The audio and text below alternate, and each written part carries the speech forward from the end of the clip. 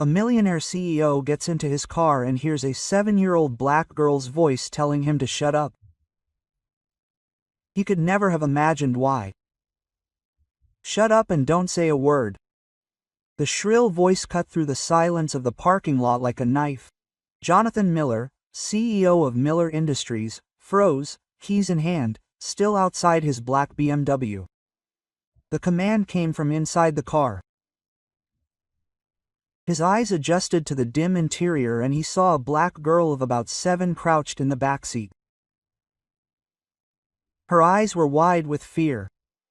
"They're listening," she whispered, discreetly gesturing toward the corporate building behind him. Her partner and his blonde wife. They said they'd be here now.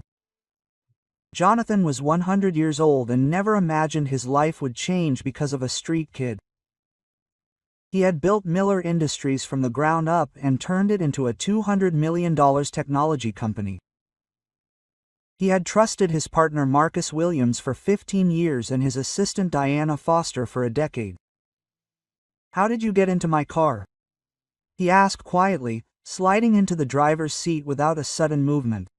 The cleaning lady had left it open when she left. "I hid because I saw them talking about you upstairs." Their small eyes sparkled with intelligence that contrasted with their dirty clothes. "They said that tomorrow you wouldn't own anything." Jonathan went icy cold. Tomorrow was the meeting with the Japanese investors for a $4 million merger. A meeting that Marcus and Diana had meticulously prepared for. "What else did you hear?" he asked, pretending to fiddle with his cell phone as he stared at the lit windows on the 10th floor. "That you're very stupid and that you're going to sign papers without reading them properly." The blonde woman laughed and said that you'll have to find a new job the day after tomorrow. The girl recoiled even further. "They said other mean things about you, but my grandmother always said that children shouldn't repeat bad words." Jonathan felt a mixture of anger and something surprisingly close to pride. This child had risked his own safety to warn a complete stranger about betrayal. "What's your name?" "Jasmine. And you're Jonathan Miller, because I've heard that 1,000 times." She hesitated. "Are you going to report me to the police now?" For the first time in weeks, Jonathan smiled genuinely. "No, Jasmine, you might have saved everything I've built up in my life." In the rearview mirror, he watched as the lights in the office gradually dimmed. Marcus and Diana were probably coming downstairs, convinced that tomorrow would finally be the day they would get rid of Jonathan. What they didn't know was that a millionaire CEO had just found the most unlikely ally, and that Jasmine had unknowingly given him something far more valuable than any business meeting. Time to prepare. As he drove away from the building, Jonathan was already starting to hatch a plan. But why would a 7-year-old risk everything to save a man she didn't even know? The answer to that question would change not only her revenge, but her entire view of justice. If this story of betrayal and revenge moved you, subscribe to the channel to find out how the people she had underestimated the most would become the perfect instrument of her own downfall. Jonathan drove through the quiet streets of the city, his brain processing Jasmine's words like puzzle pieces finally fitting together. In the backseat, the girl remained alert, her eyes fixed on the rearview mirrors. "Did you say anything else?" she asked in a low voice. The blonde woman said, "You trust them like an obedient little puppy." Jasmine grimaced in disgust. "And tomorrow you'll find out that little puppies sometimes bite their owners." The casual cruelty of that sentence hit Jonathan like a punch to the gut. Years of partnership, 10 years of absolute trust in Diana, and they saw him as a stupid pet. "Where do you live, Jasmine?" "Nowhere in particular." She shrugged with a matter-of-factness that broke his heart. "Sometimes in a home, sometimes on the street. It depends on whether there's space and whether the other boys aren't too annoying." Jonathan stopped at a traffic light and turned to look at her directly. "Why did you tell me this? You don't even know me." Jasmine's eyes flashed with premature wisdom. Because I know what it's like when people think you're invisible. They talked about you like you're stupid, like you're nothing. Her voice grew firmer. My grandma always said, if you see someone being oppressed and you can help, then you help, because next time it could be you. The light turned green, but Jonathan stood there for a few seconds, letting the lesson in humanity he'd just received from a 7-year-old sink in. 20 minutes later, they were sitting in an empty diner. Jasmine devoured a hamburger while Jonathan pretended to drink his cold coffee. His phone vibrated. A message from Marcus. Ready for tomorrow, buddy. The Japanese are going to love our proposal. You're going to retire rich. Jonathan showed Jasmine the screen, who chuckled. He's got some nerve, doesn't he? He lies to your face and still puts on a cheerful face. Marcus has always been like that. Charming, persuasive. Jonathan typed a friendly reply, suppressing the anger that was bubbling inside him. Diana too. She knows my schedule better than I do. She has access to everything in the company, and you're going to let them fool you tomorrow. Jonathan smiled genuinely for the first time. No, Jasmine, but they can't know that I know. Another message came, this time from Diana. Jonathan, I've reviewed the final contracts. Everything is perfect for signing. Trust me, like you always have. The coldness of this message, which was supposed to be affection, made Jonathan's stomach turn. For 10 years, Diana had been his confidant. The person who organized his life, who knew his schedule, his passwords, his fears. Do they know things about you too? Jasmine asked, licking her ketchup-smeared fingers. They know everything. Bank passwords, company accounts, where I keep important documents. The extent of the betrayal was beginning to sink in. They had years to prepare. But you've also been gathering information about them for years, haven't you? Jonathan paused with the glass halfway to his lips. Jasmine was right. 15 years of partnership, 10 years as an executive assistant. He knew her secrets as well as she knew his. Marcus's secret meetings with competitors he thought no one knew about. The irregular bonus system Diana had set up for herself. The emails he'd seen by chance, the conversations he'd overheard when they thought he wasn't paying attention. You have a very sharp mind, Jasmine. My grandmother always said that when you have nothing, you learn to pay attention to everything. Quote. She wiped her hands on the napkin. They think you're stupid, but you're not, are you? Quote. Jonathan smiled, feeling something he hadn't felt in years. Hope mixed with determination. No, I'm not. His phone rang. Marcus was no doubt trying to sort out the last details, to close the last trap. Jonathan answered in the kindest voice he could muster. Jonathan, I'm glad you're here. Diana and I are just finishing up the final preparations. Did you get a good night's rest? Tomorrow is a big day. I'm fine, Marcus. I can't wait to see how it all plays out. It's going to be perfect. Trust me. We've got everything taken care of. All you have to do is show up and sign where Diana tells you to. The arrogance in Marcus' voice was almost tangible. They really thought they had turned Jonathan into a puppet who would simply follow the script. After he hung up, Jasmine watched him intently. You're up to something, aren't you? Your eyes look different. Every scornful word. Every lie disguised as concern. Every fake smile of the last few months suddenly made sense. Marcus and Diana hadn't just betrayed his trust, they'd completely underestimated his ability to fight back. What neither of them knew was that Jonathan had learned a fundamental lesson in the years he'd spent building his company. The best strategies aren't loud, they're quiet. And while they were prematurely celebrating their victory, he was in the process of turning their arrogance into the very trap that would destroy them. The next morning, Jonathan woke up with a clarity in his mind that he hadn't felt in months. Jasmine was asleep on the living room couch, wrapped in a blanket he'd found in the closet. For a moment, he watched the child who had completely changed the course of his life in one night. His phone vibrated. A text from Diana at 6:15 a.m. Good morning, boss. I've been in the office since 5 a.m. getting everything ready. The Japanese will arrive at 2 p.m. They just have to trust me and sign where I tell them, like always. Jonathan smiled bitterly. The same Diana who had worked overtime to make sure he lost everything was now posing as a devoted mother. You're up to something, Jasmine said, stretching out on the sofa. Your eyes are different. Like when my grandmother found out someone had lied to her. I need your help, Jasmine. Could you go back there again today and listen in on more of their conversations? The girl suddenly sat up seriously. This is dangerous.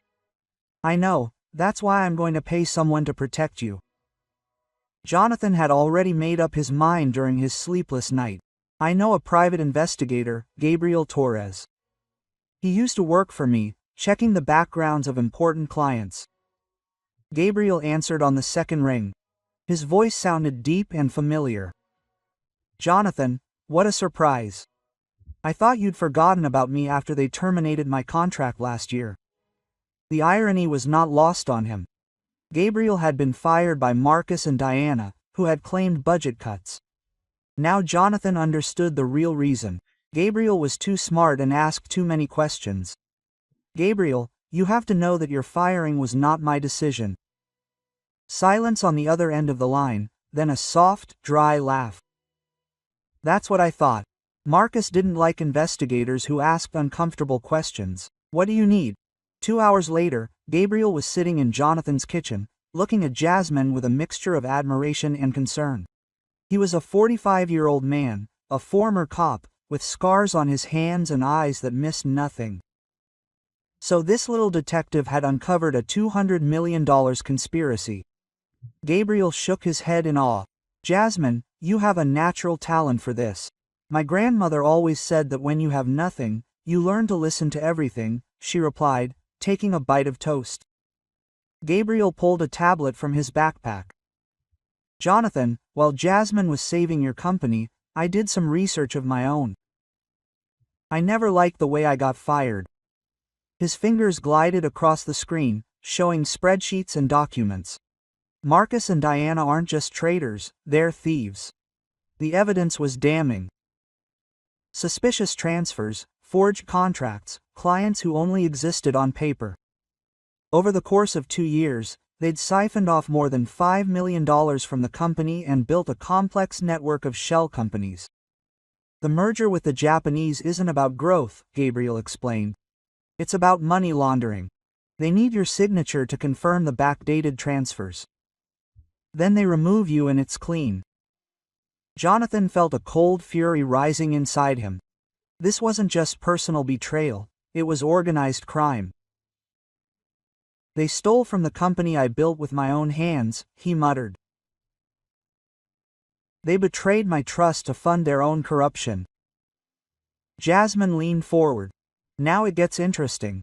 They think you're stupid, but you have an investigator and a smart woman at your side and they don't know about it. Jonathan's cell phone rang. Marcus, of course, partner. I hope you slept well. Diana and I have been here since early this morning and have been finalizing the last details. The Japanese will be impressed by our organization. They certainly will, Jonathan replied in a carefully neutral voice. One more thing, Marcus continued, and Jonathan could hear the predatory smile in his voice. Diana said you don't need to worry about reviewing the documents today.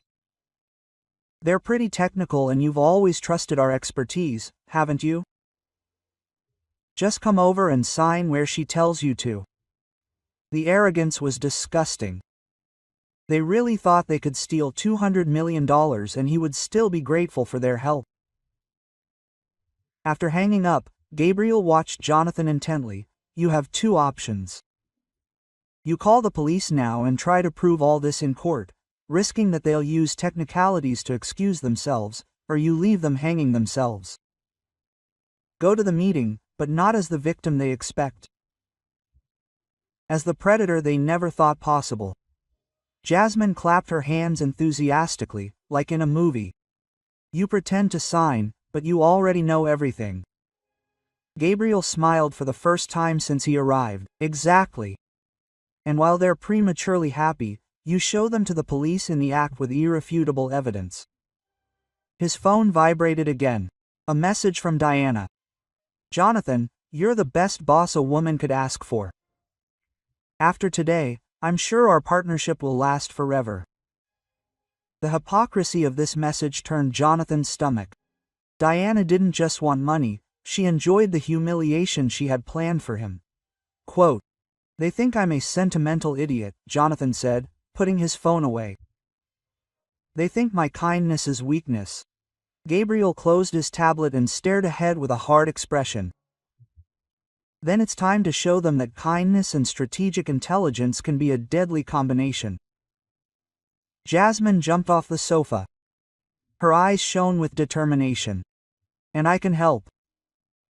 I can hide near the conference room and record everything on your phone." Quote. Jonathan hesitated for a moment. She was a 7-year-old child, but then he remembered how she had risked everything to warn him of the betrayal. "Very well," he finally said, but Gabriel kept a constant eye on them.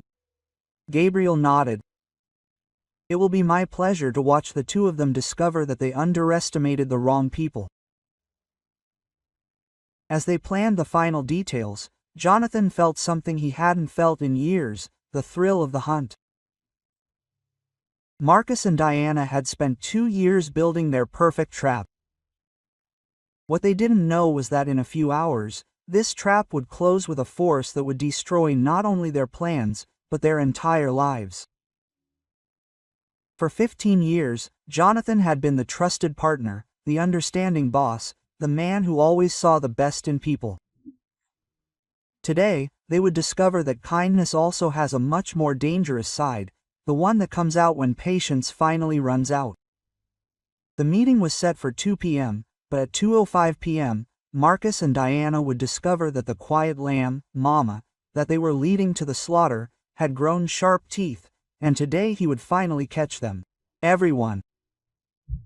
At exactly 2 p.m., Jonathan entered the conference room at Miller Industries as if it were a normal workday. Marcus and Diana were already there, sorting through piles of documents with the precision of surgeons preparing for surgery.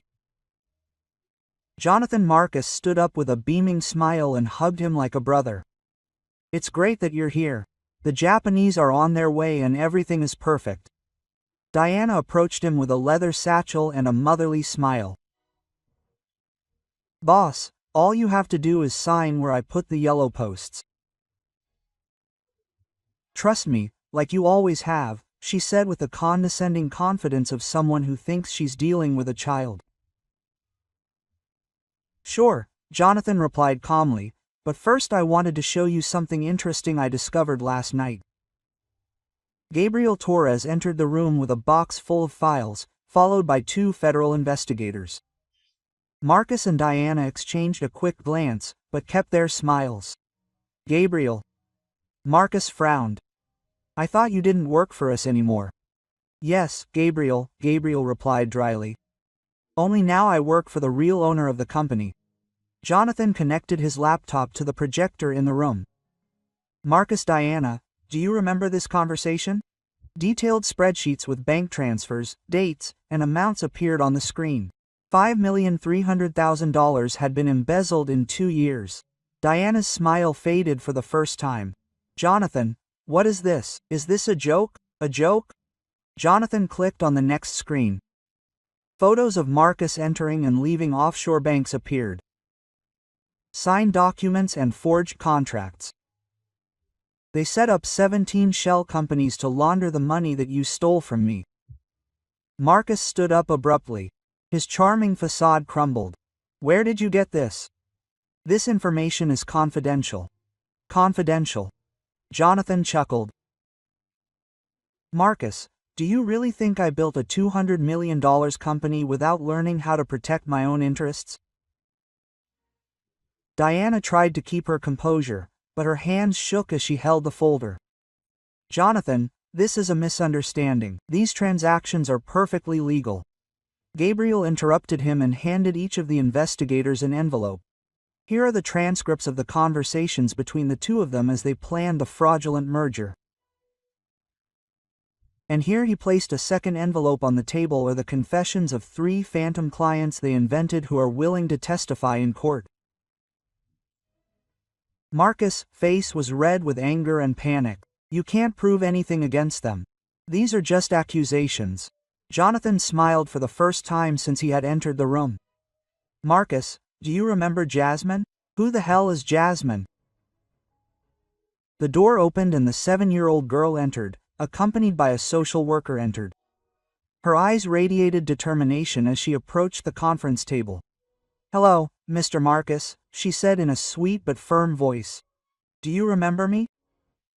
I hid under your desk last night when you called Mr. Yamamoto and said you were going to steal Mr. Jonathan's company. Quote. The silence in the room was deafening. Marcus opened and closed his mouth several times, unable to form words. Diana tried to play one last trump card. Her voice sounded desperate and high-pitched. A child? You trust a street urchin more than respected professionals? Gabriel pulled out his cell phone and pressed play. Diana's voice rang out crystal clear in the room.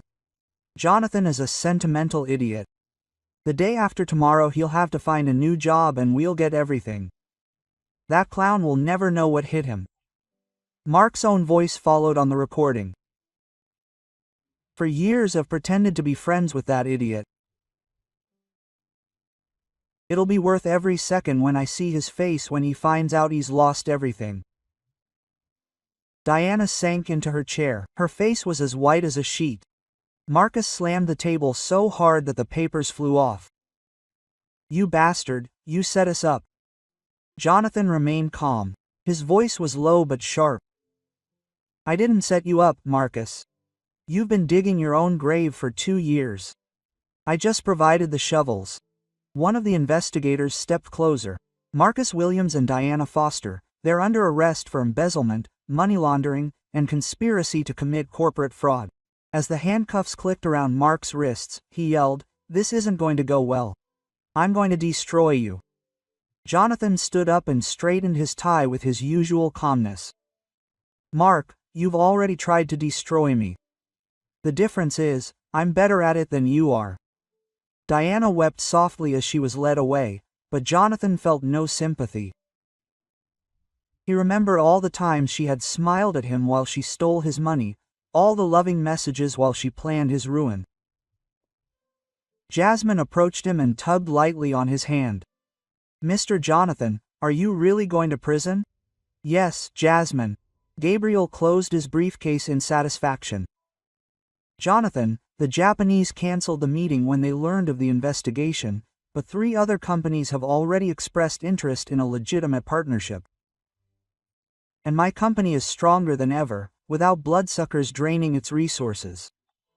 You will see how much it is truly worth.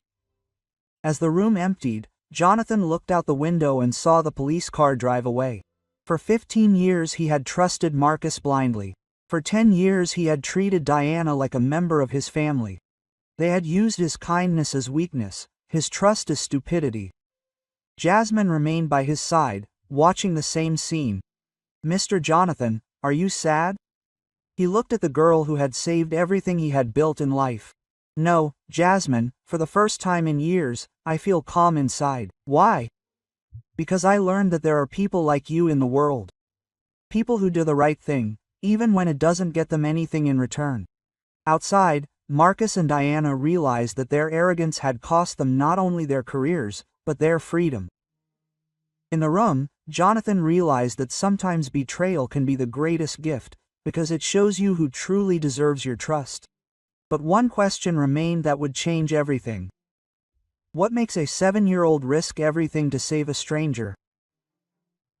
The answer would reveal a connection that even Jonathan could not have imagined. 6 months later, Jonathan sat in his new office, much larger than his previous one, watching the bustle of the city from the 20th floor. Miller Industries had grown by 40% since Marcus and Diana's arrest, finally free of the parasites that had depleted its resources. Gabriel knocked on the door, carrying a briefcase and smiling. The latest news about our old friends. Marcus was sentenced to 12 years in prison. Diana got 8 years. They lost all their assets. Their homes were seized to compensate the company. The law firm that had represented them refused to pursue the case when it discovered they had tried to bribe witnesses. Jonathan nodded, feeling quiet satisfaction but no vengeance. And the other victims? We have found 7 more businessmen who have defrauded them in the last 5 years. All are suing and demanding their losses back. Marcus and Diana had built a much larger scheme than we had imagined. Jasmine came running back from the private school Jonathan had enrolled her in. Her uniform was unmarked. She carried her new backpack on her back, and her eyes, as always, sparkled with intelligence, but now nourished by education and security. Quote, "Mr. Jonathan, I got an A in math," she said, waving the paper proudly. "Congratulations, Jasmine. I knew you could do it." Gabriel smiled and watched the scene. It still boggles the mind of a 7-year-old to save a $200 million company. Quote, "Actually," Jonathan said, sitting down to Jasmine's level, "is there something you two need to know? Something I found out a few weeks ago." He pulled out a folder of legal documents. "Jasmine, do you remember your grandmother's name?" "Of course, Josephine Miller." "Why?" Gabriel raised his eyebrows. Miller, as in Jonathan, opened the folder and showed birth certificates, genealogical documents, and old photos. "Josephine Miller was my cousin, the daughter of my father's brother, with whom the family had lost contact over 30 years ago." There was complete silence in the room. Jasmine looked from the documents to Jonathan, processing the information. "That means we're a real family," Jonathan said quietly. "Your grandmother always told the social workers how smart and brave you were. When I began my research after that night, it all came together." Jasmine threw herself into his arms, tears streaming down her face. Quote, "I knew it. I knew you were different. Grandma always said that a family takes care of each other." Gabriel cleared his throat, visibly moved. "So when she warned you about the conspiracy, that was the family's protective instinct," Jonathan finished. "She didn't consciously know we were related, but something inside her recognized the connection." 3 months later, the official adoption ceremony took place in the same courthouse where Marcus and Diana had been sentenced. Jasmine, now legally Jasmine Miller, wore a light blue dress and held Jonathan's hand tightly. The judge smiled as he signed the final documents. It's rare that a story that begins with a crime ends with a reunited family. Later, at the restaurant where the celebration was taking place, Jasmine looked at Jonathan with that seriousness that children have. Quote, "Mr. Jonathan, I mean Dad, do you think Grandma knew this was going to happen?" Jonathan considered the question, remembering how Jasmine had entered his life, just as she needed most. "I think your grandmother knew a lot more than we know, and I think she would be very proud of you if she could see how you saved our family." On the first anniversary of Marcus and Deanna's arrest, Jonathan received 2 letters in the same week. The first was from Marcus in prison, a pathetic attempt to apologize and claim it was all a misunderstanding. The second was from Diana, also in prison, blaming Marcus for everything and trying to portray herself as the victim. Jonathan tore up both letters without finishing reading them. "You still don't get it," Jasmine said, looking at the scraps of paper in the trash. "It's not about forgiving or not forgiving, it's about moving on and becoming a better person." The wisdom of that child still amazed Jonathan every day. Years later, Miller Industries had become one of the 100 largest technology companies in the country. Jonathan founded a scholarship program for disadvantaged children that provided education and shelter to more than 200 children each year. Jasmine, now 12 years old, was the honorary president of the program, personally selecting the scholarship recipients and mentoring other young people who were going through similar challenges as she was. "Do you know what the best day of my life was?" Jasmine asked during the program's anniversary dinner. "What was it?" "The day I got into your car and decided to trust you. Because that day, I not only saved your company, but our family." Quote, Jonathan smiled and looked at the girl who had become his daughter and his greatest pride. Marcus and Diana had tried to destroy everything he had built, but in doing so, they had inadvertently given him the greatest gift of his life, the chance to discover that family is not just blood ties, but also courage, loyalty, and unconditional love. He had learned that true revenge is not about destroying those who betrayed you, but about building something so beautiful and powerful that their betrayal is just a footnote in the story of your success. Marcus and Diana had tried to steal his company from him, but in the end, they gave him much more than they could have ever imagined. A daughter, a purpose in life, and proof that sometimes the universe uses the most unlikely people to give us exactly what we need. If this story of family, justice, and second chances touched your heart, subscribe to the channel for more stories that prove that true victory is not about defeating enemies, but about discovering the allies who have already been there. We're always by our side and just waiting for the right moment to